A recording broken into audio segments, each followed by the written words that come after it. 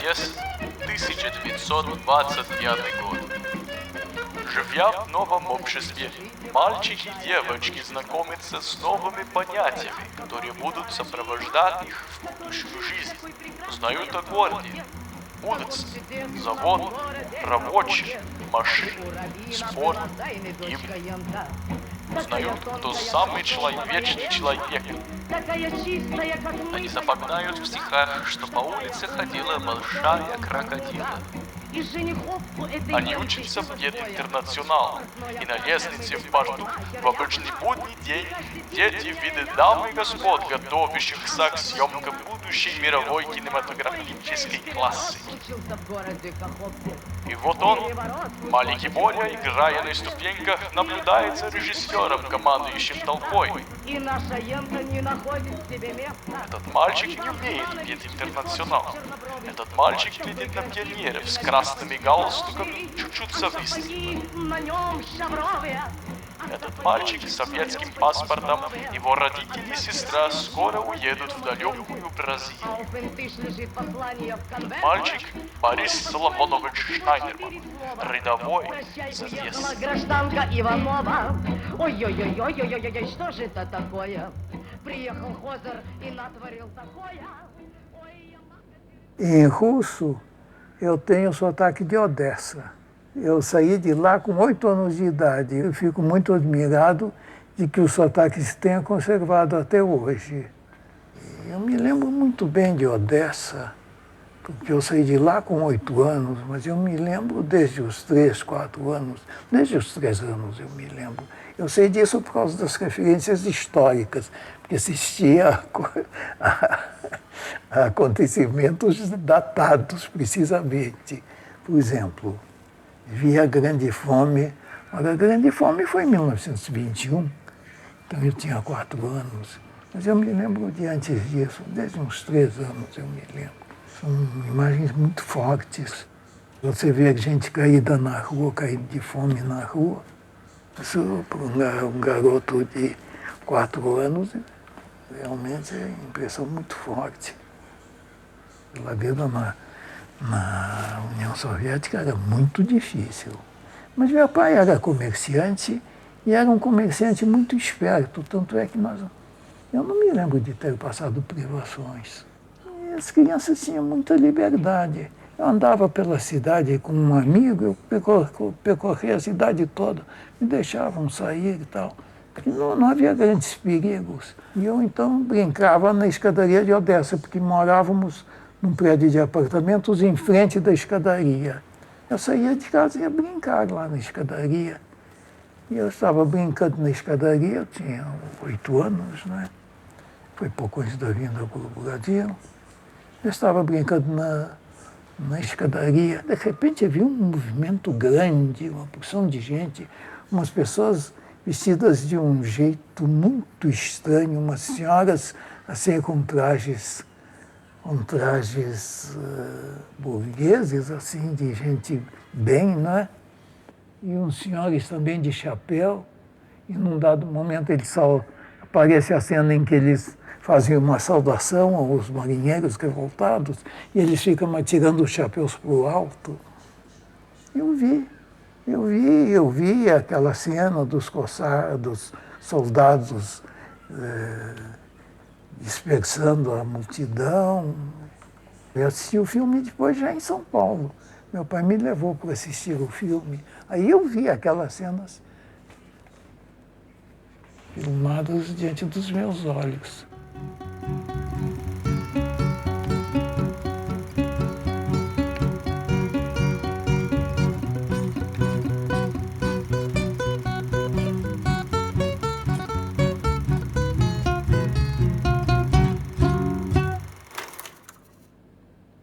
Agora, nós saímos da Rússia legalmente, o que era muito difícil, muito poucos conseguiam. Saímos com passaporte soviético. A minha naturalização só veio em 1941, o que foi quase um milagre, porque era muito difícil um indivíduo com passaporte soviético obter nacionalidade brasileira. Mas conseguimos. Então eu me naturalizei e tinha que fazer o serviço militar. E eu queria ir para a guerra, eu queria. Achava que era absolutamente indispensável todo mundo se unir para a guerra, mas se eu me alistasse como voluntário, meus pais iriam mover céus e terras para me desincorporar e acabariam conseguindo. Então eu usei de expediente. Em lugar de me alistar como voluntário, eu me alistei no exército, simplesmente.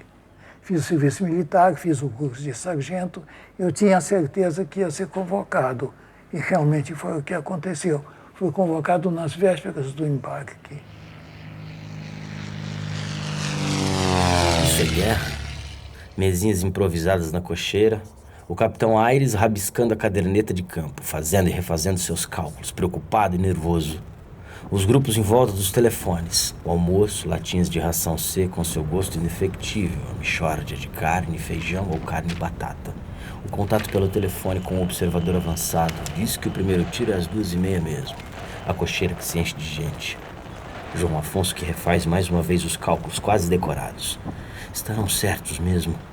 Está certo o que me ensinaram? E que transmite os elementos aos calculadores das baterias. O calculador da primeira, que maneja a régua de cálculo e que transmite números pelo telefone. Um estrondo longínquo. O capitão Aires anuncia triunfante. 5-0 esquerda, 5-0 curto. Um segundo tiro. Depois, boa direção. 5-0 longo. Lá longe, uma árvore escolhida para o ponto base é salpicada de estilhaços. A assistência sorri satisfeita. O coronel dá largas passadas pela cocheira, esfregando as mãos. Incrível. Tiro assim nem Jericinó. O terreno todo conhecido, tudo calculado, tudo medido. A infantaria que passa pela porta da cocheira. Os rapazes de fuzil na mão e os rostos tensos, ouvidos atentos. A memória que trabalha com trechos de nada de novo na frente ocidental e com cenas de filmes de guerra. Um calafrio na espinha. Notícias que o observador avançado transmite pelo rádio. Nenhuma resistência inimiga. A zona de progressão da infantaria já está fora do alcance dos canhões. Isso é guerra. Eu comecei a trabalhar como tradutor justamente nesse período intermediário, porque eu estava desempregado, não tinha a possibilidade de me empregar na profissão para a qual eu tinha estudado. Eu sou formado em engenheiro agrônomo, mas não podia exercer a profissão. Então eu comecei a traduzir do russo. Foi uma ousadia, foi um desacato. Foi a tradução de Os Irmãos Karamazov, de Dostoiévski, que eu não tinha lido. Fui ler depois que o editor me pediu. Com o pseudônimo Boris Solomonov, eu tinha consciência de que não estava fazendo uma coisa boa, de que eu não estava maduro para traduzir, e realmente não estava. O primeiro trabalho que eu assinei com o Boris Schneiderman foi uma antologia de contos de Tchekhov. É a antologia que hoje está publicada pela editora 34 com o nome A Dama do Cachorrinho e Outros Contos. Depois que eu vi o livro impresso, eu fiquei desesperado, porque eu vi os defeitos que havia na minha tradução.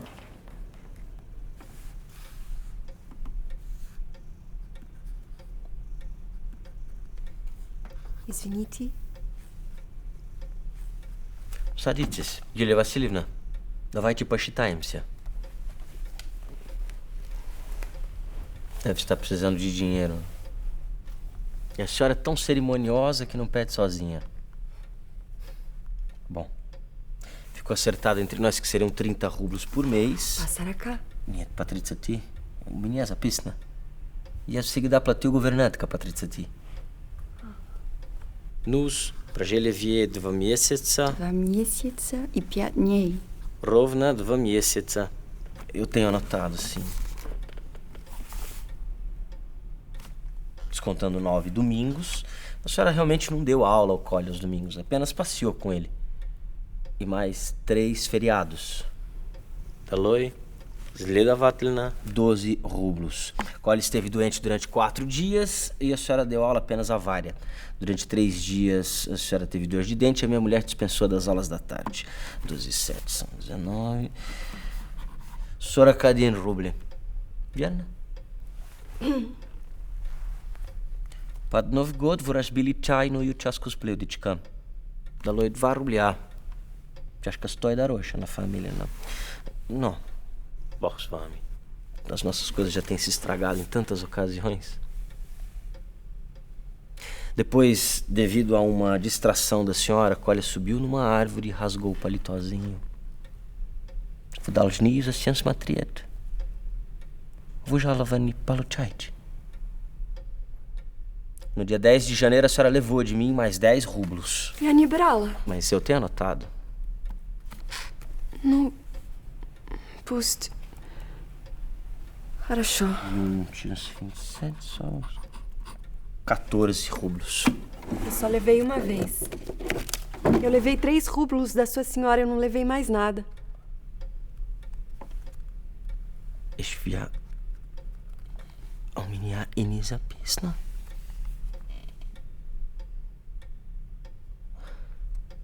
Tirando 3 de 14. Sobram 11. Aqui está seu dinheiro. Queira receber. É, cara, 3, 3, 3, 1 e 1.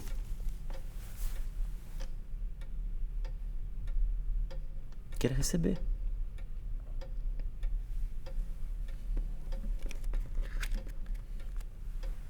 Merci.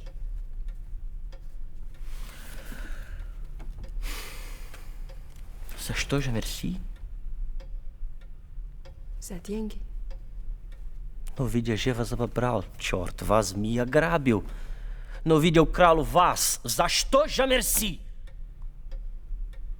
Noutras casas eu cheguei a não receber nada. Me dá vale. Compreende-se. Eu caçoei da senhora. Dei-lhe uma lição cruel. Eu vou lhe pagar os 80 rublos.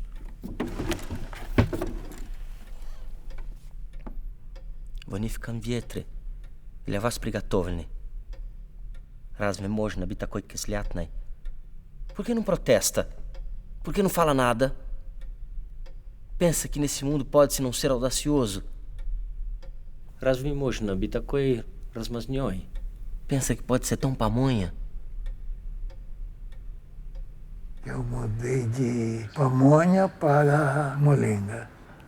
Pamonha é melhor, mas pamonha na Rússia não há pamonha, não se faz pamonha na Rússia. Então, realmente, não convinha. E foi um estudante secundário que me chamou a atenção. Perguntou, mas me diga uma coisa, na Rússia há pamonha? Aí eu percebi, eu tinha deixado escapar.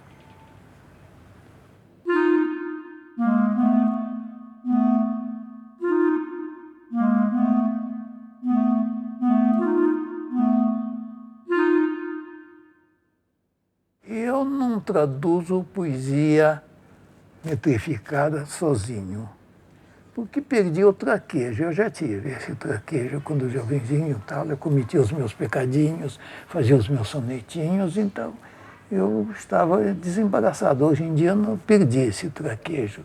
Então eu só traduzo poesia metrificada. Verso livre eu tenho traduzido, mas poesia metrificada eu só traduzo com algum poeta. No caso, foi com o Harold Augusto de Campos. Ao Harold eu dei aulas de língua russa durante um ano.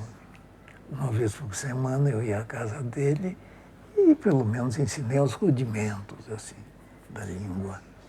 E o Augusto se matriculou no curso de russo da USP, onde eu era professor, e fez 2 anos de curso. Mas ele estava sempre assim apaixonado por textos. Sempre que eu dava aula, depois da aula, ele me procurava, mostrava soluções, traduções de poemas. Já era um contato assim operativo. Agora, eu tive notícia da existência desse poeta, Gennady Aiguy, que tinha começado a fazer poesia em Chuvache e depois passou a escrever em russo.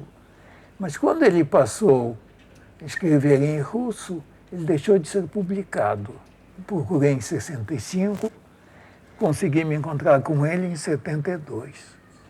Depois eu tive outros encontros com ele. Esse eu já traduzi alguns poemas com Haroldo, outros sozinho, outros em colaboração com a Jerusa Pires Ferreira, minha mulher, que realmente me ajudou muito e foi muito importante para a elaboração deste livro. Aliás, nós o elaboramos juntos.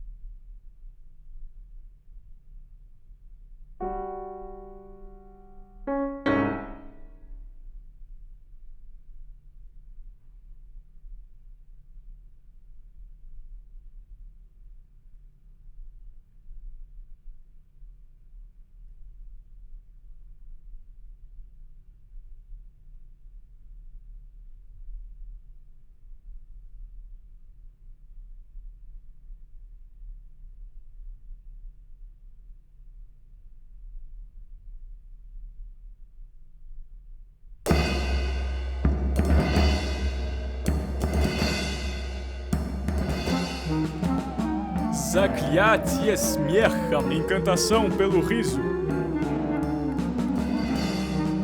О, рассмейте смехачи, ridentes. О, засмейте смехачи, ridentes. Что смеются смехами, что смеянствуют смеяльно. Risonhai aos risos, rimente risandai. Ó, засмейтесь усмеяльных, ride sorrimente. Ó, разсмейшись над смеяльных, смех усмейных смехачи. Risos sobre risos, risadas de sorrideiros risores. Ó, смейся рассмеяльно, смех над смейных смеятилариес рир. Risos de sobre-ridores riseiros. Смеева, sorrisonhos, risonhos. Asmei, smiechique, sorride, ridiculai, risando, risante, smeiunchique, hilariando, riando. Ora smieite, smechachis, os asmieite, smechachi.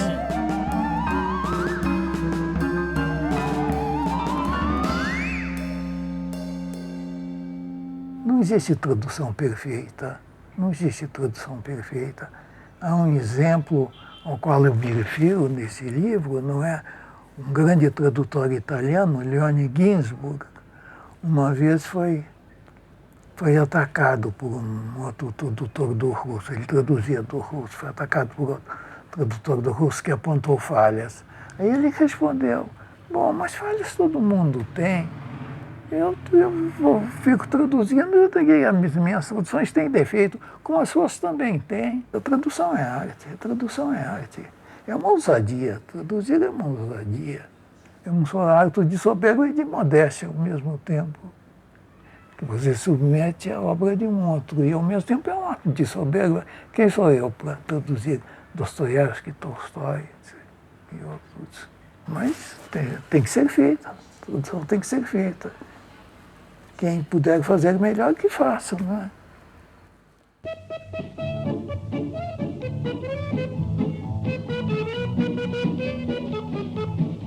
Зачем, скажите, вам чужая Аргентина? Вот вам история Каковского раввина, который жил в такой прекрасной обстановке, в таком чудесном городе Каковке. И у раввина была Зайны, дочка Янта, такая тонкая, как шелковая лента, такая чистая, как мытая посуда, такая умная, как целый том Талмуда. И женихов у этой Янты было двое. Портной Абраша, мыды парикмахер Яша. И каждый день, меняя Яшу на Абрашу, она сводила женихов с ума. Ой, вей, переворот случился в городе Каховке. Переворот случился в Янтиной головке. Приехал новый управитель Домпромтреста, и наша Янта не находит себе места. Иван Иванович высокий, чернобровый, такой красивый и на вид почти здоровый, а сапоги на нем шавровые, а сапоги на нем почти что новые. Однажды Равин не находит дома Янку, а у Фентыш лежит послание в конверте, а в том послании всего 4 слова. Прощай, уехала гражданка Иванова. Ой-ой-ой-ой-ой-ой-ой, что же это такое? Приехал Хозер и натворил такое. Ой, я макатерым пуным и кое-что еще. Зачем увез он дочь мою? Ой, я макатерым пуным, параличным мозгис. Зачем увез он дочь мою? И перестал молиться Равин Богу, и перестал ходить он в синагогу, и сбрил он бороду, усы, и стал он франком. Теперь он числится одесским коммерсантом, а сапоги на нем шавровые, а сапоги на нем почти что новые. Однажды Равин не находит дома Янку, а у Фентыш лежит послание в конверте, а в том послании всего 4 слова.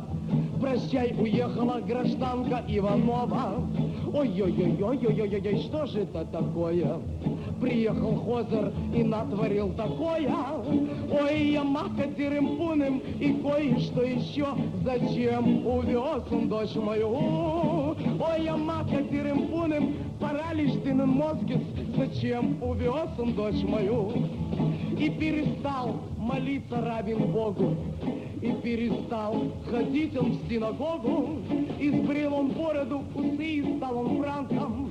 Теперь он числится одесским коммерсантом. И сбрил он бороду, усы, и стал он франком. Теперь он числится ашмянским коммерсантом.